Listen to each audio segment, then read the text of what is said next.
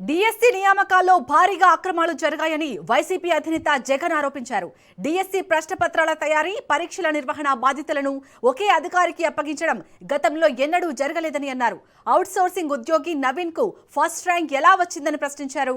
మొదటి మెరిట్ లిస్టులో first rank వచ్చిన నవీన్ పేరును తర్వాతి లిస్టులో లేకుండా చేశారన్నారు.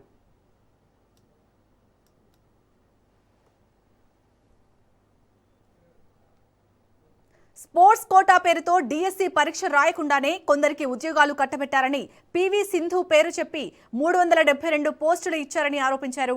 ఉద్యోగాలు అమ్ముకునేందుకే జీవోలు తీసుకొచ్చి ప్రక్రియ పూర్తయ్యాక కొత్త జీవోలతో గేట్లు మూసేశారని విమర్శించారు. డిఎస్సి అవకతవకలపై సిబిఐ విచారణ జరపాలని డిమాండ్ చేసిన జగన్ తప్పు చేశారని తెలిసినా ప్రభుత్వం విచారణకు ఒప్పుకోవడం లేదని ఆరోపించారు. మంత్రి నారా లోకేష్ రాజీనామా చేయాలని డిమాండ్ చేశారు.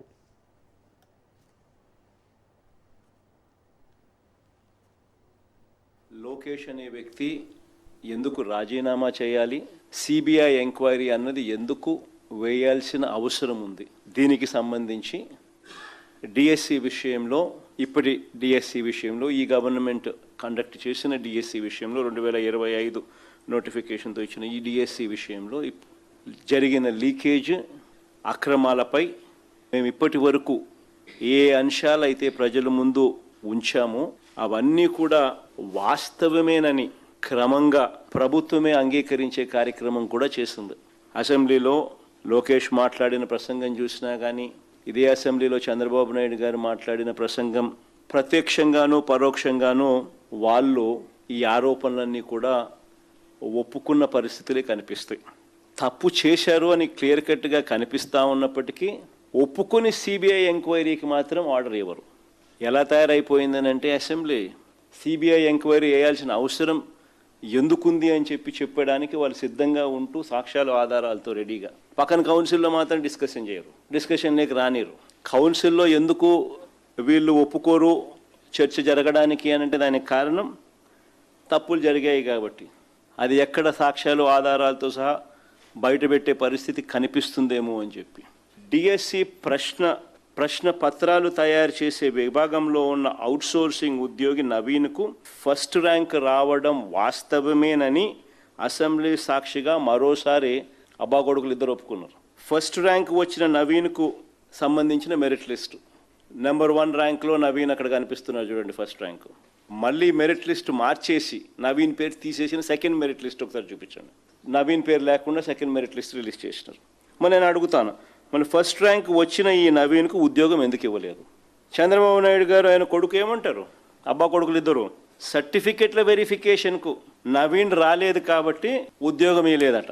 ఇదే వాస్తవం అయితే నవీన్ అనే వ్యక్తి కోర్టుకు ఎందుకు పోయినాడు?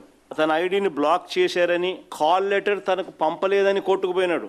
క్యాండిడేట్ ఐడిని బ్లాక్ చేసి కాల్ లెటర్ పంపనప్పుడు ఆ నవీన్ సర్టిఫికెట్ వెరిఫికేషన్కు ఎలా రాగలుగుతాడు? ఇదే విషయాలను ఆధారాలతో అతను కోర్టులో అఫిడవిట్ వేశాడు కదా.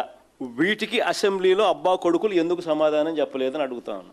కారణం, నవీన్ అవుట్సోర్సింగ్ ఉద్యోగి కాబట్టి, ఆయనకు క్వశ్చన్ బ్యాంక్ యాక్సెస్ ఉంది కాబట్టి, పరీక్షల్లో ఫస్ట్ ర్యాంక్ వచ్చిందని తేటతెల్లంగా కనిపిస్తూ ఉంది కాబట్టి, లీకేజ్ జరిగింది కాబట్టి, దాచి పెట్టాలి కాబట్టి, అతనికి ఉద్యోగం ఇస్తే గోల్ అవుతుంది కాబట్టి ముందస్తుగానే తెలివిగా మెరిట్ లిస్ట్ మార్చినారు.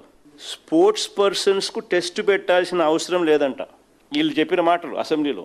పివి సింధు లాంటి వారికి నేరుగా ఉద్యోగాలు ఇచ్చాం కాబట్టి, పిల్లలకు చదువులు చెప్పే ఈ టీచర్ ఉద్యోగాలు కూడా, అవి కూడా 372 ఉద్యోగాలు సింధు లాగానే ఇచ్చేయాలట. దానికి దీనికి పొందన పెట్టినారు. డిఎస్సి పరీక్ష అనేదే లేకుండా ఇది కేవలం అబ్బా కొడుకులకు మాత్రమే ఇది సాధ్యం.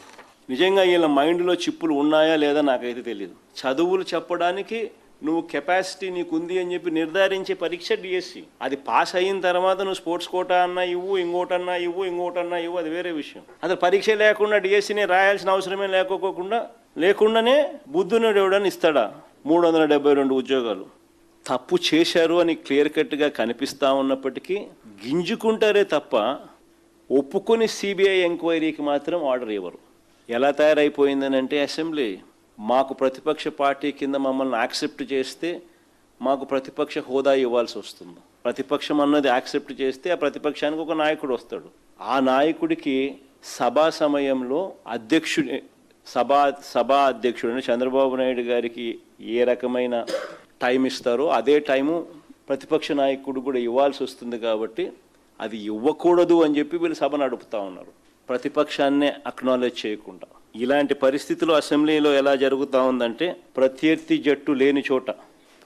జట్టు లేని చోట బౌలింగ్ ఫీల్డింగ్ కూడా లేకుండా తండ్రి కొడుకులు ఇద్దరు మాత్రమే బ్యాటింగ్ చేస్తూ ఉన్నారు.